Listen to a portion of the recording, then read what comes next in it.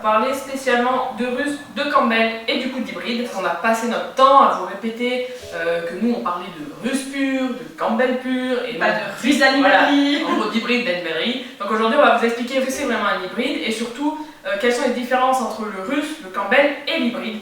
Parce que oui, l'hybride c'est un mix des deux, mais pour que vous vous rendiez compte que c'est un mix des deux, il faut que vous sachiez exactement ce que c'est un Campbell, enfin à quoi ça ressemble et à quoi ça ressemble exactement un Russe. Alors déjà, première petite chose, donc on le répète, vous ne trouverez du hamster Campbell pur et du Russe pur uniquement en élevage. Et en élevage sérieux, parce qu'il y a encore des éleveurs qui sans problème pratiquent de l'hybridation et en sont fiers, et c'est du vécu, on le voit tous les jours. Donc vous le trouverez que dans des élevages sérieux, renseignez-vous, creusez, n'hésitez pas à demander à d'autres éleveurs si cet éleveur-là travaille avec du pur ou pas. Déjà la différence c'est qu'elle peut le garder dans la main, moi c'est pas possible. Voilà, donc globalement, ce qu'il faut se souvenir, c'est que ce sont deux espèces différentes. Alors il y a longtemps, on a cru que c'était deux sous-espèces différentes, mais de la même espèce, mais c'est pas le cas. Donc ça a été vérifié, c'est bien deux espèces différentes. Donc espèce, c'est-à-dire c'est comme si vous aviez un chien et un renard. Donc c'est pas du tout la même chose. Alors ce qu'il faut savoir d'abord, c'est que ils peuvent s'hybrider. Donc l'hybridation, c'est quoi? Il existe l'exemple du tigre et du lion, qui sont deux espèces différentes, mais ils peuvent s'accoupler. Alors en général, il faut un peu l'aide de l'aube, mais c'est possible, et dans ce cas, on a appelé leur descendance le ligre, qui est stérile. C'est pas méchant ce que je vais dire, c'est une vérité. Il faut savoir que l'hybridation, c'est une erreur de la nature. La nature n'est pas faite pour que le lion et le tigre s'accouplent. Dans la nature, ils ne s'accouplent jamais. La nature a fait en sorte que, de toute façon, le lion et le tigre ne se rencontrent jamais, mais l'homme est arrivé et a fait son petit schmilblick. Et non, ce n'est pas méchant ce que je suis en train de dire. Les hybrides que vous trouvez en animalerie sont, et c'est pas dans le sens péjoratif, sont à proprement parler des erreurs de la nature. Ça ne veut pas dire que c'est pas des hamsters gentils, ça ne veut pas dire que c'est pas des hamsters mignons. Ne vous braquez pas, mais ce sont des erreurs de la nature dans le principe même de la chose. Alors ce qu'il faut savoir sur les hybrides en fait, c'est que comme vous avez le mélange de deux espèces, vous avez évidemment un peu des deux espèces, donc physiquement, mais pas seulement physiquement, vous avez aussi le côté mental, vous avez le côté interne, vous avez les deux espèces qui cohabitent dans un seul corps, ce qui n'est pas toujours évident, notamment au niveau des hamsters qui sont, pour vous, à l'œil, c'est très proche, mais en fait ils n'ont pas la même façon de communiquer par exemple, ils n'ont pas tout à fait le même rythme, ils n'ont pas la même taille, donc ça c'est le gros problème qu'on croise avec les hybrides, c'est que le Campbell est plus petit normalement que le hamster russe qui est censé être plus massif, ce qui fait que quand vous avez des bébés au niveau hybridation, c'est très possible que la mère ne puisse pas expulser les bébés parce qu'ils sont trop gros pour elle. Donc ça, vous avez déjà un gros problème à ce niveau-là. Vous avez des problèmes de communication, vous avez des problèmes, le hamster, il n'est pas tout à fait net dans sa tête parce qu'il n'a pas d'identité. Voilà. Il n'a pas d'identité. Et c'est pour ça que lorsqu'on vous parle de cohabitation, on vous précise bien qu'on parle de Campbell pur, parce que des Campbell qui ne sont pas purs, même deux hybrides ensemble, ne sauront pas communiquer. Encore une fois, ils n'ont pas de code pour le faire. Donc ils ne savent pas faire.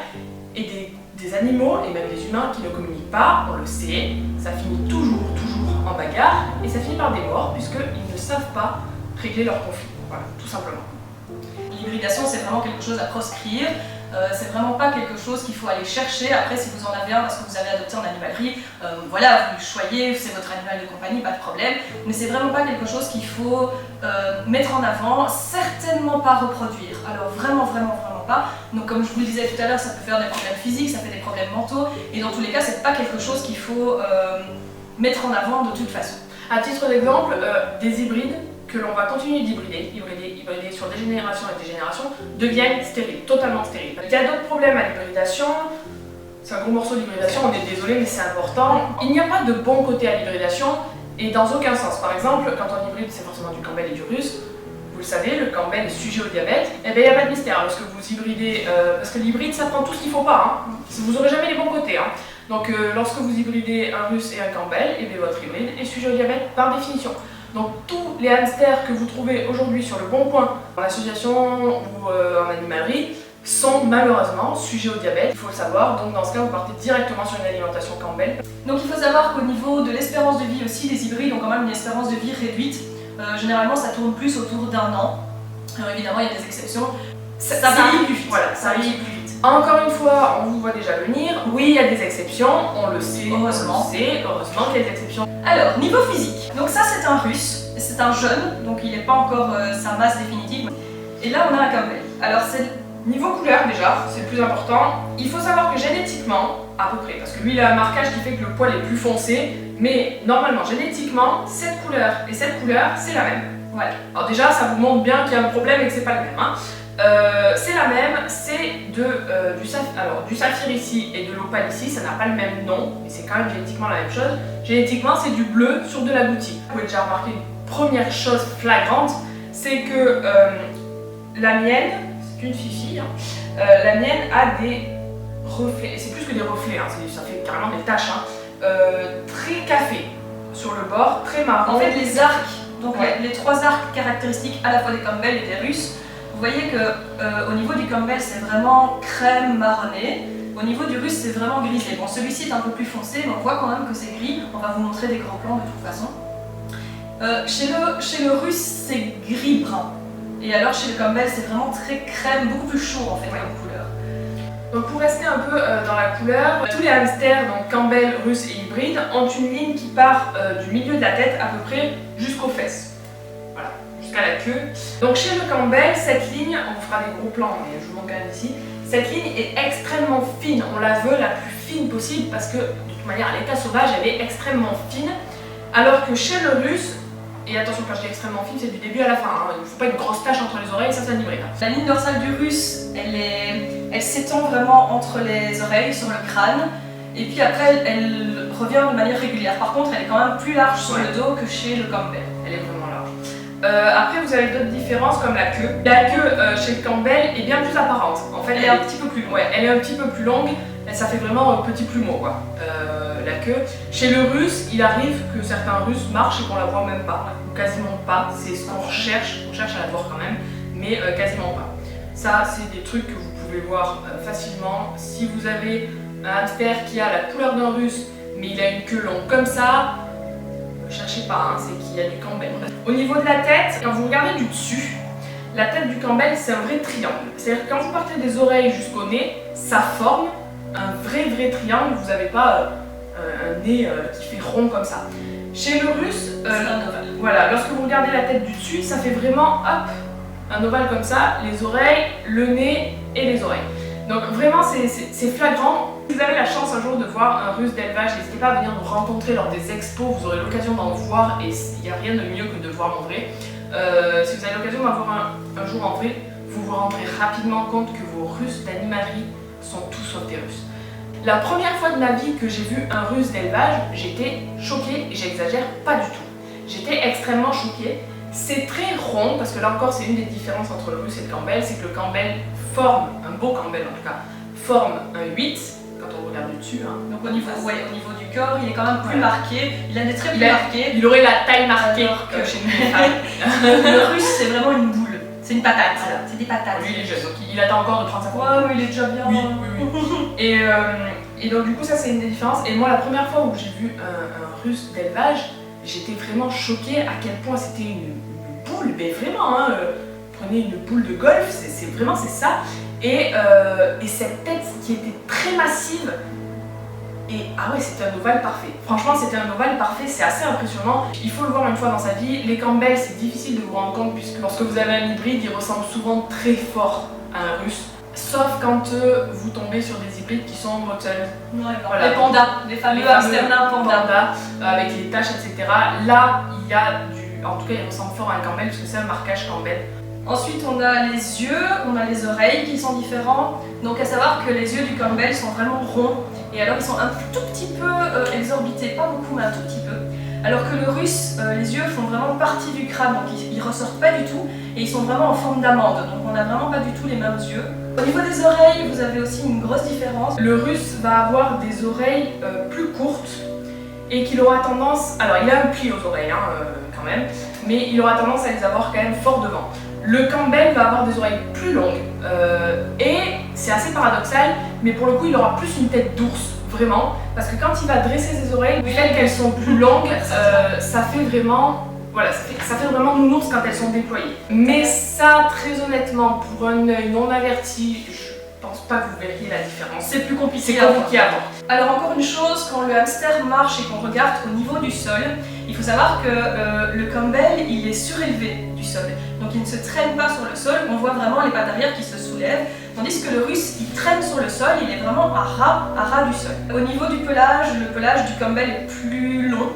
Et du coup, il fait un peu plus ce qu'on appelle ouvert, donc c'est-à-dire qu'on voit des touffes de poils en fait. Alors que le russe, c'est vraiment très dense, mais c'est beaucoup plus court. Du coup, on n'a vraiment pas de vue sur le sous-poil en fait. C'est toute une masse de poils par rapport au Campbell, donc ça, on va vous mettre les photos en gros plan aussi. Typiquement, vous pouvez pas attraper du poil, je parle du poil et pas de la peau, hein. Vous pouvez pas attraper du poil du russe, alors que là, je suis en train d'attraper du poil du Campbell. Je tiens le poil et pas la peau. Chez le russe, c'est impossible, vous attraperez forcément la peau, parce qu'il est beaucoup trop court, vous n'êtes pas capable de l'attraper, à part attraper une pince à épiler. Alors que là, clairement, je tiens juste le poil, je ne tiens pas la peau. Voilà, au niveau physique, c'est vraiment les différences les plus importantes. Oui, les autres, vous verriez pas la différence. Alors là, on n'a pas d'hybride. Si vous regardez bien, c'est le match parfait, quasi parfait, entre les deux. Vous retrouvez un peu selon les hybrides, parce que tous les hybrides ne prennent pas la même chose évidemment, mais vous retrouvez un petit peu, par exemple, vous avez des animaux qui ont le pelage bien ouvert, bien long du Campbell, avec la tête ronde du russe, ou alors vous avez un... Ou alors c'est encore plus flagrant, des fois vous avez des hamsters qui ressemblent morphologiquement à des russes et qui ont une couleur typiquement Campbell. Moi j'ai déjà vu des beaux, sans parler du coup, russes en termes de morphologie, c'est-à-dire qui ressemblaient à des russes, on aurait dit c'est un russe d'élevage, je l'aurais cru. Mais qui était mottled. Le mottled, c'est une couleur de Campbell. Qui était platinum, là encore, c'est une couleur de Campbell. Là, il n'y a pas de doute, vous avez affaire à une hybride. Il y en a où c'est difficile de se rendre compte. C'est pas toujours évident. Voilà, il y a des hamsters qu'on sait hybrides parce qu'on connaît la provenance. À partir du moment où ça vient d'animalerie, comme on vous l'a dit, c'est forcément un hybride.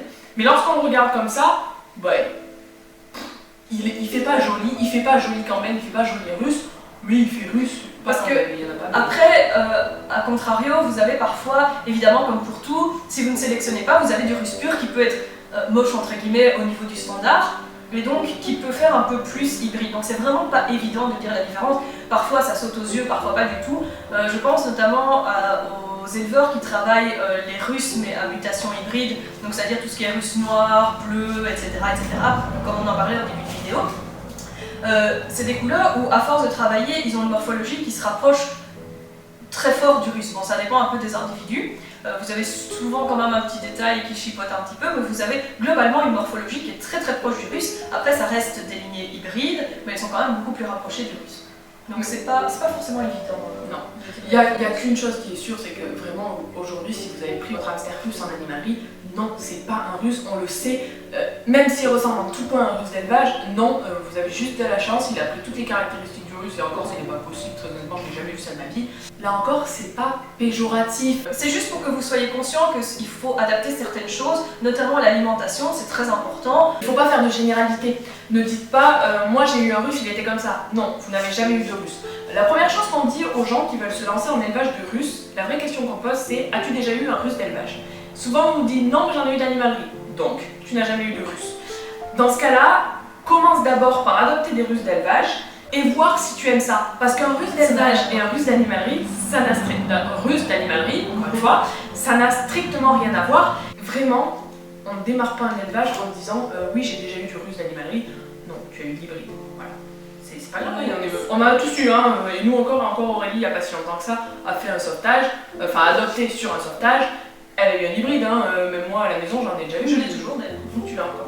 C'est pas pour la même chose. Si ça pouvait ne plus jamais exister, ce serait bien. Ce serait mieux. Beaucoup mieux. Voilà, nous on se retrouve dans la prochaine vidéo, on espère que ça vous aura aidé. N'oubliez pas de nous laisser des commentaires, de nous laisser des j'aime, de vous abonner si c'est pas déjà fait. Encore une fois, vous laissez des j'aime si vous aimez, si vous n'aimez pas, vous laissez pas de j'aime. J'aime pas les youtubeurs qui disent mettez des j'aime. Et si j'aime pas quoi, je vais pas mettre des j'aime. Mettez pas de j'aime pas, c'est pas cool, mais mettez pas de j'aime. Suivez-nous sur les réseaux sociaux, je suis sur Instagram, elle est sur Snapchat, on vous met de toute façon les liens toujours en dessous de la vidéo. Et puis ben, on se dit à la prochaine fois. À bientôt. Bye. Salut les amis. J'en ai marre de dire coucou les amis, je chante. Ah, tu veux dire coucou les amis, tu dis ça. D'accord, Salut Salmon. Ça fait mal.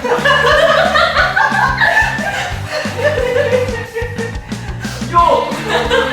Hey. Salut. Comment tu sais que je pense que c'est... J'ai quand même souvent mon souris. Moi j'ai un russe. Arrête, mais il y a un problème avec ça. On l'avait déjà vu, Filka qui grimpait dans les cheveux de Mélo. C'est la star ninja. Il y a ma cassette de Le problème avec ça, je pense qu'elle est à la hauteur, mais quand on va tomber, on va tomber dans l'espérance. En fait, il faut savoir qu'elle a juste quitté l'entièreté de son abat-jour. Et alors attendez, je suis désolée tant pis, j'ai aspiré, mais l'entièreté de son abat-jour est dans ma main. Voilà, je respecte.